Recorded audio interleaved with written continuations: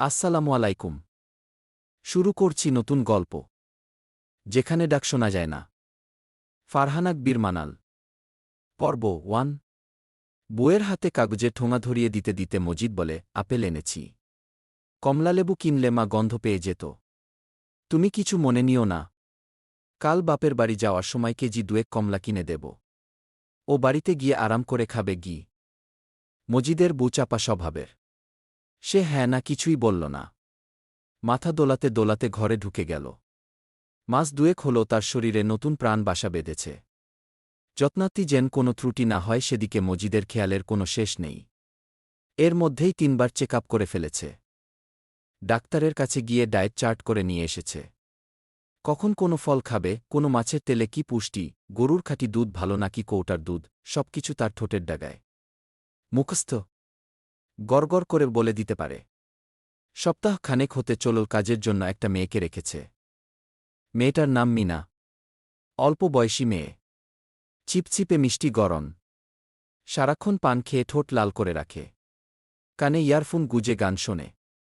খুব বেশি কথাবার্তা বলে না। তবে কাজে করে ভালো।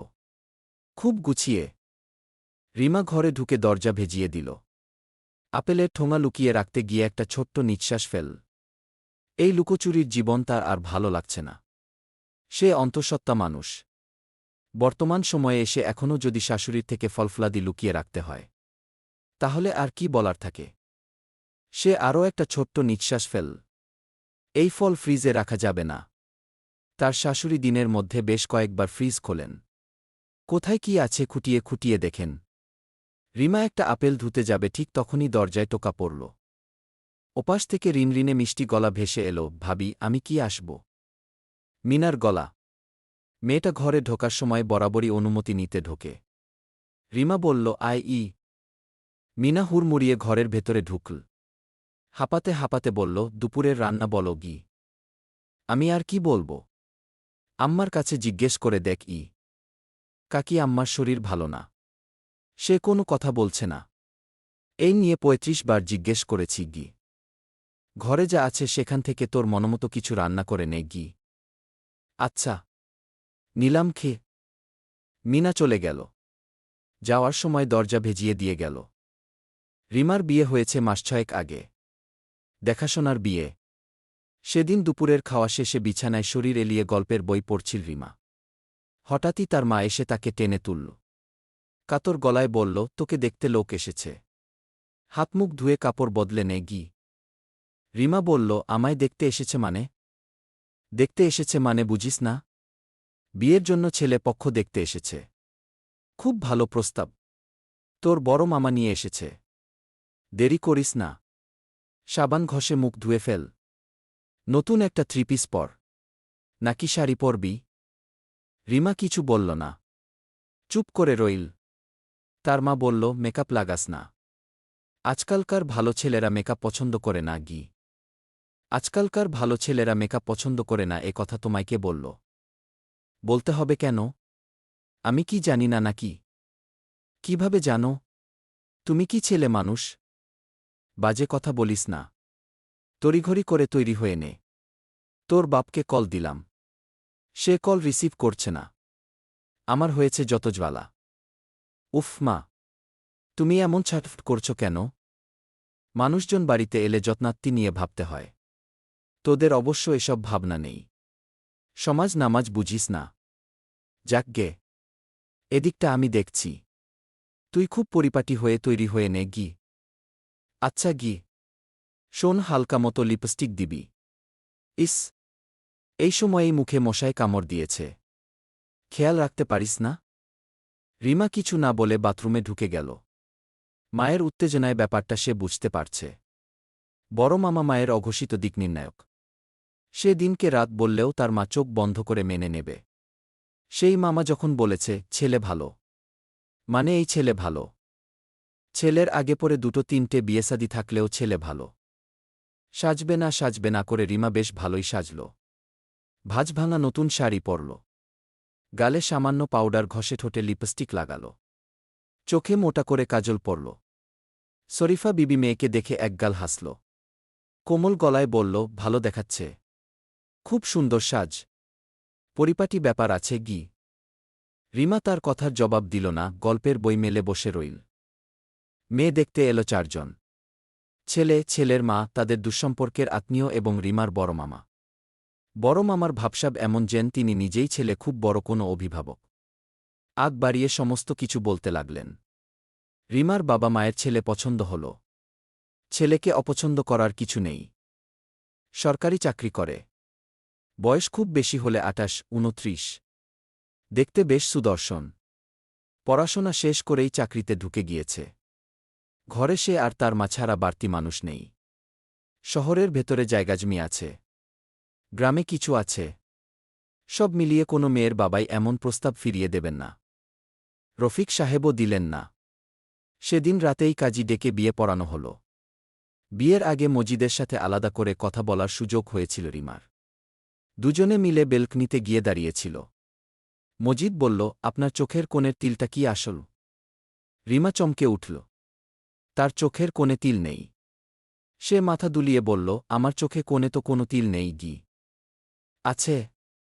আপনি হয়তো সেভাবে কখনো খেয়াল করেননি। সত্যি বলতে সূক্ষ্ম সুন্দর জিনিসগুলো খুব সহজে আমাদের নজরে পড়ে না। যত্ন নিয়ে দেখতে হয় গি। হবে হয়তো কথাবার্তা এতটুকুই। রিমা ঘরে ফিরে আয়নার সামনে বসল। তার চোখের কোণে খুব ছোট্ট একটা তিল। কালো নয়, লালচে ধরনের। এতটাই ছোট যে খুব খেয়াল না করলে দেখা যায় না। রিমা দুহাতে নিজের মুখ চেপে ধরল। হঠাৎই তার হাসতে ইচ্ছে করছে। 3 দিনের কুয়াশা কাটিয়ে সোনালি রোদ যেমন করে হাসে তেমন হাসি। সে হাসতে হাসতে বিছানায় বসে পড়ল। তার খুব ভালো লাগছে। খুবই ভালো লাগছে। বিয়ের কথা ফাইনাল করার আগে রফিক সাহেব মেয়ের কাছে এসেছিলেন। তিনি অত্যন্ত সহজ গলায় বললেন, তোমার বড় মামা সকল বিষয়ে খোঁজ খবর নিয়ে এসেছে। ছেলের দোষত্রুটি নেই। তুমি জানো তোমার মা কখনো তোমার বড় মামার কথার উপর কথা বলে না। আমিও তেমন বলি না। ছেলের সব কিছু আমার পছন্দ হয়েছে। তোমার মতো থাকলে আজ রাতে বিয়ে পড়ানো হবে। তোমার কি এই বিয়েতে মতো আছে? রিমা কিছু বলতে পারল না। তা খুব লজ্জা লাগছে। চোখ পর্যন্ত তুলতে পারছে না। রফিক সাহেব ব্যাপারটা বুঝলেন। শান্ত ভঙ্গিতে বললেন, মতো থাকলে আমাকে একটা চিঠি লিখে দাও। আমার হাতে দিতে হবে না। তোমার মায়ের হাতে দাও। কুমারী মেয়ের অনুমতি ছাড়া তার বিয়ে দেওয়া যায় না। আমি তোমাকে কোনো ধরনের জোরজবরদস্তি করতে চাই না। আমি চাই তুমি সুখে থাকো। টাকা পয়সার সুখ না, মনের সুখে থাকো গু। রফিক সাহেব বেরিয়ে গেলেন। রিমা শত চেষ্টা করেও কাগজে কিছু লিখতে পারল না। সাদা একখানা কাগজ 4 ভাঁজ করে মায়ের হাত দিয়ে পাঠাল। মনে মনে তার ভীষণ ভয়। যদি বাবা ভুল বোঝে? যদি বিয়ে ভেঙে দেয়? তবে তেমন কিছু হল না। রফিক সাহেব ঠিক বুঝলেন। কাজী ডেকে মেয়ের বিয়ে পড়িয়ে দিলেন। কোনো ধরনের অনুষ্ঠান ছাড়া রিমাকে শ্বশুরবাড়িতে নিয়ে আসা হল। তারপর থেকে সে বেশ সুখে আছে। টাকার সুখ নয়, মনের সুখেই আছে। মজিদ ভীষণ কেয়ারিং। 6 মাসে বেশ কয়েকবার মাঝ রাতে তাকে নিয়ে হাঁটতে বেরিয়েছে। রাস্তার পাশে আবছা অন্ধকারে দাঁড়িয়ে 1 কাপ চা ভাগাভাগি করে খেয়েছে। রিমার বই পড়তে ভালোবাসে বিধায় পকেটের টাকা খরচ করে গাদা গাদা বই কিনে দিয়েছে। মজিদ খুব সরল চরিত্রের মানুষ। সেই সরল মানুষটাকে রিমা আজকাল চিনতে পারে না। অচেনার ধারা শুরু হয়েছে অল্প কয়েকদিন। রিমা দীর্ঘশ্বাস ফেল। মিনা এসেছে। কাচুমাচু হতে হাত কচলাচ্ছে। কি হয়েছে? এমন করছিস কেন? কাকি আম্মা তোমারে ডাকছে গি। ডাকছে তো ভালো কথা। তুই এমন করছিস কেন? মিনা কিছু বলল না। আগের চেয়ে মিয়ে গেল। রিমা উঠে গিয়ে শাশুড়ির ঘরে ঢুকল। আকলিমা বিছানায় পা ছড়িয়ে বসে আছেন। তার চোখ জ্বলছে। রিমা তার সামনে বসল। নরম গলায় বলল, আম্মা আমায় ডেকেছিলেন? হ্যাঁ, ডেকেছিলাম বই কি। না ডাকলে তো আজকাল তোমার দেখাই পাওয়া যায় না গি। ঘরে বসেছিলাম আম্মা। শরীরটা খুব একটা ভালো না গি। আজ না হয় শরীর খারাপ। কোনো কালেই তো তেমন কথাবার্তা বলতে দেখি না। সারাক্ষণ মুখের উপর বই গুজে বসে থাকো। ছেলে বিয়ে দিয়ে বাড়িতে বউ আনলাম। ভাবলাম একটা মানুষ হলে দুজনে বসে গল্পগুজব করা যাবে। কিন্তু তা আর হল কই? রিমা মাথা নিচু করে রইল। সে কথা কম বলে এ কথা সত্যি। তবে আকলিমার কথা পুরোপুরি সত্যি নয়। সে তার সাথে অনেক কথা বলে। প্রথম দিকে আরও বেশি কথা বলত। একদিন আকলিমা বিরক্ত মুখে বললেন, বউ মানুষের এত কথা বলতে হয় না। আমি তোমার শাশুড়ি, বান্ধবী না যে সারাক্ষণ বকর বকর করবে। একটু ভারবুদ্ধি নিয়ে চলো। তারপর থেকে সে চুপচাপ হয়ে গিয়েছে। প্রয়োজন ছাড়া কথা বলে। আজকাল তেমন কথা বলতে ইচ্ছেও করে না। হুটহাট মুড বদলে যায়। আকলিমা বললেন, চুপ করে আছো কেন? কিছু না আম্মা গি। এই অবস্থায় একটু ফলফলাদি খেতে হয়। মজিদকে কিছু আনতে বলো না। রিমা কি বলবে বুঝে উঠতে পারল না, ফ্যালফ্যাল করে তাকিয়ে রইল। আকলিমা বললেন, ফ্রিজে তো কখনো কিছু দেখি না। আনে না কিছু? রিমা তবুও কিছু বলল না। মিনা ঘরের ভেতরে ঢুকে দাঁড়িয়েছে। কথাবার্তা বলছে না। আকলিমা তার দিকে এক পলক তাকালেন। পরক্ষণেই চোখ সরিয়ে নিয়ে বললেন, এখানে মূর্তির মতো দাঁড়িয়ে না থেকে ঘরে যাও। বসে শুয়ে থাকো। রান্নাবান্না চিন্তা তো আর নেই গি। রিমা বেরিয়ে গেল। সে বেরিয়ে যেতেই মিনা বলল, দেখলেন তো কাকি আম্মা, মুখে কিছুই স্বীকার করল না গিয়ে। তাই তো দেখলাম। অথচ ভাব এমন ধরে থাকে যেন ভাজা মাছটা উল্টে খেতে জানে না গি। মাছ ভাজা খায় কিনা জানি না, তবে আপেল কমলা খায়। ভাইজান আজকেই কেজি খানেক আপেল কিনে দিয়েছে। আমি নিজের চোখে দেখেছি গি। তখন আমায় ডাকতে পারলি না? ডাকলে শুধুমুধু একটা অশান্তি হতো। বাড়তি ঝামেলা বাড়িয়ে কি লাভ? ঝামেলা? ঠিকই বলেছিস। আমিই এই বাড়ির ঝামেলা। বিয়ে করিয়ে ছেলে একদম আমার পর হয়ে গেছে। যা করে সব বউয়ের জন্য। আপনার জন্য কিছু করে না? আমার জন্য? আমার জন্য আবার কি করবে? তুই আমার জন্য কিছু করতে দেখিস? মিনা মাথা দোলাল। আকলিমা বললেন, তোকে যা বলেছি মনে আছে তো? মনে আছে কাকি আম্মা গি। একদম আমার কথামতো কাজ করবি। একটু ভুলও যেন না হয় গি। করব কাকি আম্মা। আপনিই তো বাড়ির সব। সে কথা তুই ছাড়া আর কেউ মানে না। যাই হোক, তোকে যা বলেছি তার কর গিয়ে গি। মিনা চলে গেল। যাওয়ার সময় একটু হাসল। হাসির ধরন তেমন ভালো না। আকলিমা অবশ্য হাসলেন না। থমথমে মুখে বসে রইলেন। ঘড়িতে ৩:২২। তার দুপুরের খাওয়া হয়নি। বিছানায় শুয়ে আছে। তখন একটা আপেল খেয়েছিল, তারপর থেকে খিদে মরে গেছে। হঠাৎই তার মন ভীষণ খারাপ হয়ে গেছে। চিৎকার করে কাঁদতে ইচ্ছে করছে। মজিদকে কল দিয়েছিল বেশ কয়েকবার। সে কল রিসিভ করেনি। হয়তো কাজে ব্যস্ত। অফিসে কল ধরার সুযোগ নেই বললেই চলে। তবুও রিমার মন মানতে চাইছে না। খুব ব্যস্ত হলে কল রিসিভ করে ৩০ সেকেন্ড কথা বলত। ৩০ সেকেন্ড অনেক লম্বা সময়। এ কথা অনেকে বোঝে না। রিমা বোঝে। তার কাছে প্রতিটা সেকেন্ড গুরুত্বপূর্ণ। মিনা ঘরের ঢোকার অনুমতি চাচ্ছে। রিমা তাকে ভেতরে আসতে বলল। মিনা বলল, ভাবি খেতে এসো। তোমার পছন্দের খাবার রান্না করেছি গি। খেতে ইচ্ছে করছে না। পরে খাব। গরম খাবারের স্বাদ ঠান্ডা হলে পাওয়া যায় না। এসো তুমি। অল্প একটু খেয়ে যাও। মিনার জোরাজুরিতে ভীষণ অনিচ্ছায় নিয়ে সে উঠে দাঁড়াল। খাবারের আয়োজন ভালো। তার পছন্দের। সরু চালের সাদা ভাত, রসুন দিয়ে গরুর গোশত ভুনা। রিমা খেতে বসল। খাবারের স্বাদ অদ্ভুত ধরনের। সচরাচর এই খাবার এমন স্বাদের হয় না। রিমা অবশ্য তেমন কিছু মনে করল না। আজকাল খুব ভালো ভালো খাবারের স্বাদও সে পায় না। মাটি মাটি লাগে। এটাও তেমন ধরে গিলতে লাগল। মিনা বলল, ভাবি আর একটু ভাত তরকারি দেব? না, আর খেতে পারব না। এইটুকু খেতেই কষ্ট হয়ে যাচ্ছে। দম ধরে গিলছি। খেয়ে নাও। এই সময়ে তোমার বেশি বেশি খাওয়ার দরকার গি। সে হাত ধুয়ে ফেল। সন্ধ্যা নামতে তখনও খানিকক্ষণ বাকি। রিমা বেলকনিতে বসে বই পড়ছে, মাতা-পিতা ও সন্তানের অধিকার। নতুন নতুন মা হবে। সন্তানের কোনো কিছুতে কমতি রাখতে চায় না। এতক্ষণে ৩৫ পৃষ্ঠা পর্যন্ত এসেছে। ছিল অর্ধেকটা শেষ করে রাখবে। সম্ভব হল না। হঠাৎই তার শরীর খারাপ লাগছে। গা গোলাচ্ছে। রিমা তড়িঘড়ি করে বাথরুমে ঢুকে হরহর করে বমি করে দিল। মনে হচ্ছে পেটের নাড়িভুড়ি সব বাইরে বেরিয়ে আসবে। একবার, দুইবার, তিনবার, শেষ পর্যন্ত সে গোনা ঠিক রাখতে পারল না। এক নাগারে বমি করতে করতে ক্লান্ত হয়ে বাথরুমের মেঝেতে বসে পড়ল। বরফের মতো ঠান্ডা মেঝে। রিমার শরীর অসম্ভব রকমের ক্লান্ত হয়ে গেছে। একা একা উঠতে পারছে না। মিনাকে ডেকে বিছানা পর্যন্ত এগিয়ে দিতে বলতে হবে। কিন্তু তার গলা দিয়ে স্বর বের হচ্ছে না।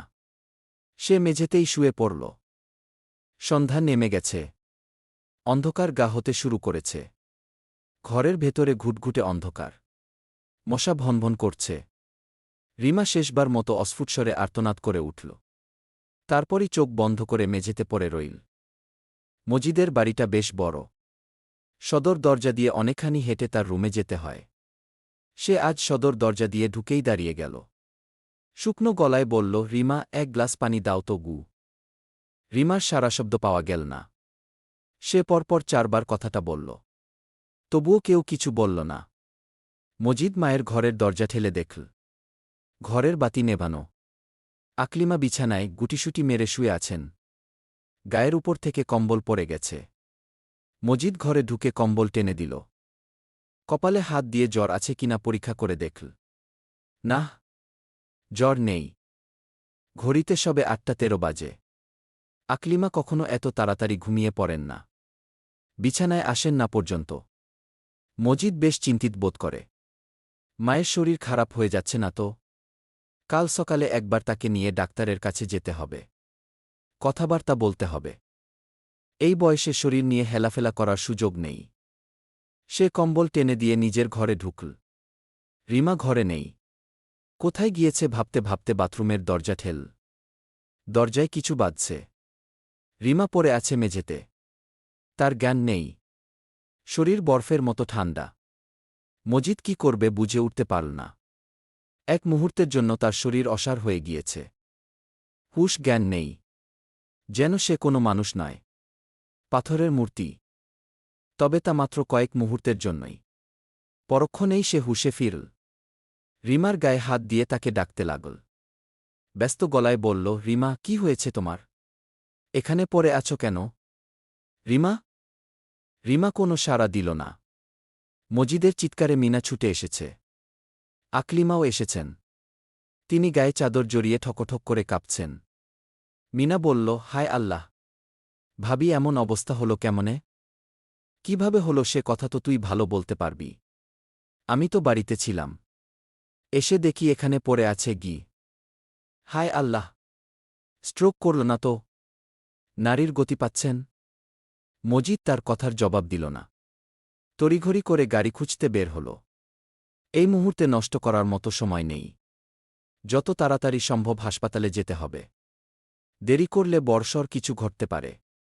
সে একটুও সময় নষ্ট করল না। খুব দ্রুত গাড়ি ঠিক করল। আকলিমা বললেন, আমিও কি আসব?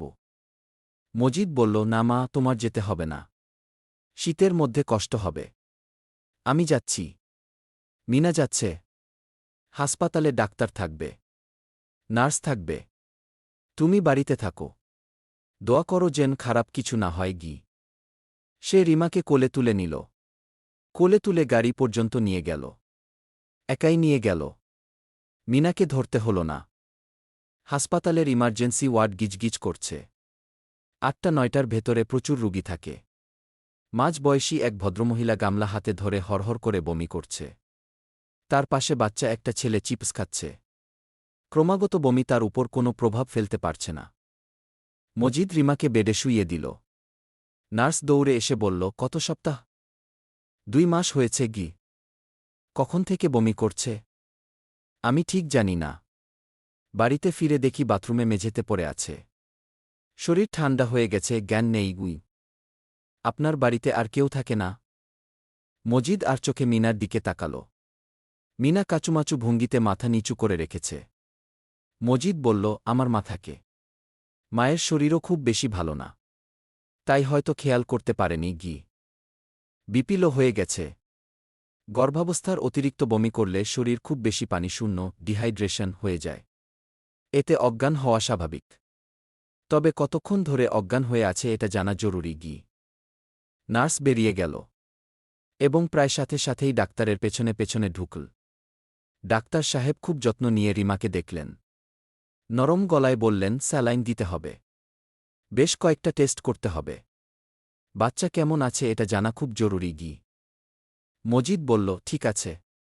ভর্তি রাখতে হবে? তা তো হবেই। এখনও জ্ঞান ফেরেনি। দীর্ঘ সময় অচেতন থাকলে আইসিইউতে নিতে হতে পারে। আল্লাহ ভরসা গি। জিবি। ঠিক আছে শেষ কখন খেয়েছে, কি খেয়েছে বলতে পারেন না কি? মজিদ মিনার দিকে তাকাল। মিনা বলল, দুপুরে খেয়েছে গরুর গোশত ভুনা আর সাদা ভাত। ডাক্তার সাহেব বললেন, ঠিক আছে, আমরা দেখছি কি করা যায়। আল্লাহকে ডাকেন, সুস্থ হয়ে যাবে ইনশাআল্লাহ গু। ডাক্তার সাহেব চলে গেলেন। নার্স দুজন অল্প বয়সী ছেলেকে ডেকে বলল, ভর্তি দিয়েছে, ওয়ার্ডে নিয়ে যাও। ভালো দেখে একটা বেড দেবে গি। ছেলে দুটো রিমাকে নিয়ে গেল। মজিদও তাদের পেছনে ছুটল। হঠাৎই সে তার শরীর অবশ হয়ে গেছে, যেন কোনো বল পাচ্ছে না। হাঁটছে শূন্য দুলে দুলে। রিমাকে স্যালাইন দেওয়া হয়েছে, অক্সিজেন চলছে। ডাক্তার সাহেব আরও তাকে দেখতে এসেছে। অন্তঃসত্ত্বা রুগীর ব্যাপারে কোনো ঝুঁকি নেওয়া যাবে না। মজিদ বারান্দায় রাখা ভাঙা চেয়ারের উপর বসে আছে। দুহাতে মাথার চুল খামচে ধরেছে। সে সকালবেলা রিমাকে একদম সুস্থ দেখে গেছে। মেয়েটা অফিস যাওয়ার সময় হাসি হাসি মুখে তাকে বিদায় জানাল। একদিনের ভেতর এত অসুস্থ হয়ে গেল কিভাবে? মিনাকে জিজ্ঞেস করতে পারলে ভালো হতো। তবে সে মজিদের আশেপাশে নেই। রিমার সাথে ভেতরে গিয়েছে। মহিলা ওয়ার্ডে পুরুষ ঢোকা নিষেধ। সে একটা ছোট্ট নিঃশ্বাস ফেল। নার্স বলল, রুগীর শরীরে পানিশূন্যতার পাশাপাশি কিছু অস্বাভাবিক লক্ষণ আছে। আপনি নিশ্চিত উনি শুধু বমির জন্য অজ্ঞান হয়েছেন? মজিদ বলল, না, আমি নিশ্চিত না। আপনাদের যেসব পরীক্ষা নিরীক্ষা করতে হয় করুন। টাকা পয়সা নিয়ে ভাবতে হবে না গি। নার্স চলে গেল। মজিদ আবারও চুল খামচে ধরল। তার বুক ধরফর করছে। মাথায় মধ্যে বেশ কিছু প্রশ্ন ঘুরছে। মিনা কেন এত চুপচাপ? জিজ্ঞেস না করলে কিছুই বলছে না। জিজ্ঞেস করলেও সেভাবে কিছু বলছে না। দুপুরে রিমা কি সত্যিই গোশত খেয়েছিল নাকি অন্য কিছু? মায়ের ব্যাপারেও তার কেমন অদ্ভুত লাগছে। রিমা এমন অসুস্থ অথচ আকলিমা কিছুই জানেন না। মজিদের ডাকাডাকিতে উঠে এলেন। এমন ভাব করলেন যেন তিনি ভীষণ বিস্মিত হয়েছেন। এমন তো হওয়ার কথা না। আকলিমার কান খুব সজাগ। রাতে ঘুমলেও সব শুনতে পান। রান্নাঘরে ইঁদুর দৌড়ে গেলেও তিনি বুঝতে পারেন। আজ হঠাৎ কিছুই বুঝলেন না। কিভাবে সম্ভব? তবে কি তিনি? মজিদ ঝাঁকিয়ে সমস্ত বাজে চিন্তা ঝেড়ে ফেলতে চাইল। পকেট হাতরে ফোন বের করে রিমার মাকে কল দিল। 2 বার রিং হওয়ার পর সে কল রিসিভ করল। মজিদ বলল, আম্মা, রিমার শরীর খুব খারাপ। হাসপাতালে ভর্তি করেছি গি। শরীফা বিবি আতকে উঠল। ভয় মেশানো গলায় বলল, কি হয়েছে? কি হয়েছে এখনও বুঝতে পারছি না। ডাক্তার দেখছে গি। আচ্ছা, আমরা আসছি গি। সে শুধু মুখে বলল না। ঘণ্টা খানেকের মধ্যে চলেও এলো। খালি হাতে আসেনি। টিফিন কেরিয়ার ভর্তি করে ভত তরকারি নিয়ে এসেছে। রফিক সাহেব বললেন, ওয়ার্ডে থাকবে নাকি কেবিন নেবে? এখনও কিছু জানায়নি। জ্ঞান ফিরেছে আর একটু পর দেখা করতে পারব কি? আচ্ছা, ঠিক আছে। তুমি তো মনে হয় কিছু খাওনি। খাবার এনেছি। কোথাও বসে খেয়ে নিবে নাকি? না, খেতে ইচ্ছে করছে না গে। মজিদ কিছু খেল না। ডাক্তারের কাছে গিয়ে রিমার ব্যাপারে জিজ্ঞেস করল। ডাক্তার সাহেব বললেন, অবস্থা ভালো। জ্ঞান ফিরেছে, শরীর খুব দুর্বল। বাচ্চার হার্টবিট দুর্বল। আগামী 12 ঘণ্টা অবজারভেশনে রাখতে হবে গি। কেবিন নিতে পারি? তা বোধহয় পারবেন না। একটু খোঁজ খবর করে দেখেন গি। শেষ পর্যন্ত ডাক্তার সাহেবের কথাই ঠিক হল, কেবিন পাওয়া গেল না। মজিদ অনেক চেষ্টা করেও কিছু করতে পারল না, রফিক সাহেবও পারলেন না। শরীফা বিবি রিমার কাছে রইলেন। মিনাও তাদের সাথে রইল। আকাশের চাঁদ খুব বড়, গোলাকার। পূর্ণিমা চলে বোধ হয়। বারান্দায় চাঁদের আলো এসে পড়ছে। মজিদ আর রফিক সাহেব বারান্দায় হাঁটাহাঁটি করে রাত পার করে দিল। ঘুমনোর সুযোগ পেল না। পরদিন সকালে আকলিমা এলেন। শরীফা বিবির হাত ধরে কেঁদে কেটে বললেন, কি বলো বাবা? আমি একটু কিছু টের পাইনি। প্রতিদিন রাত দুপুর পর্যন্ত জেগে থাকি। কিন্তু কাল যে আমার কি হল? সন্ধ্যা হতে না হতে চোখ মেলতে পারি না, সে কি ঘুম? কোনোভাবেই চোখ মেলে রাখতে পারি না। গি শরীফা বিবি বলল, আপনার বাড়িতে যে কাজের মেয়েটা থাকে সে কিছু টের পায়নি নাকি? সেও ঘরে ছিল না? আকলিমা এই প্রশ্নের জবাব দিলেন না। অন্য প্রসঙ্গ টেনে কথা ঘুরিয়ে ফেললেন, তবে মজিদের মাথায় প্রশ্নটা খেলল। এত কিছু হয়ে গেল, মিনা কি একটু কিছু বুঝতে পারেনি? জিজ্ঞেস করতে হবে। মিনা সকাল হওয়ার সাথে সাথে বাড়িতে চলে গিয়েছে। ভাত তরকারি রেঁধে নিয়ে আসবে, দুপুরে আগেই চলে আসবে। কিন্তু মজিদ ততক্ষণ দেরি করল না, বাড়িতে চলে গেল। মিনা তখন রান্নাঘরে বসে শেষা কাটছে, ভাত চুলার উপরে। মজিদকে দেখে সে হকচকিয়ে গেল। শেষাটা ঝুড়িতে রাখতে রাখতে বলল, ভাইজান আপনি? হ্যাঁ আমি। কেন? আমি আমার বাড়িতে আসতে পারি না? এ কেমন কথা? আপনার বাড়িতে আপনি আসতে পারবেন না কেন? তাহলে আমায় দেখে অমন করে চমকে উঠলি কেন? এমনিতেই ভাইজান, ঘরে কেউ ছিল না তো তাই। কি রাঁধছিস? দেশি মুরগির পাতলা ঝোল, ডিম আলুর তরকারি আর ভাত। কাকি আম্মা বলে দিয়েছেন। গি রান্না কত দূর? তরকারি রান্না শুরু করিনি, ভাত তুলে দিয়েছে, হয়ে গেছে প্রায়। তোকে একটা প্রশ্ন করব। মিনা একটু ঘাবড়ে গেল, তবে প্রকাশ করল না, যথাসম্ভব স্বাভাবিক গলায় বলল, হ্যাঁ বলুন। কি প্রশ্ন? গতকাল সন্ধ্যায় তুই কোথায় ছিলি? আমার ঘরে ছিলাম ভাইজান। ঘরে থেকেও তুই কিছু টের পাসনি? না ভাই, কিছু টের পাইনি। ইয়ারফোন কানে দিয়ে গান শুনছিলাম, বাইরের আওয়াজ পাইনি। গি ভালো করেছিস, এই বাড়িতে তোকে আর বেশি দিন রাখব না মিনা। রিমার দেখাশোনার জন্যই তোকে ঠিক করেছিলাম। সেই কাজই যদি না হয় তাহলে ফাও ফাও বাড়তি মানুষ রেখে কি লাভ? মিনা খানিকক্ষণ চুপ করে রইল, তারপর হাউমাউ করে কেঁদে উঠল। কাঁদতে কাঁদতে বলল, আমাকে তাড়িয়ে দেবেন না ভাইজান, আমাকে তাড়িয়ে দেবেন না। গি কেন রাখব?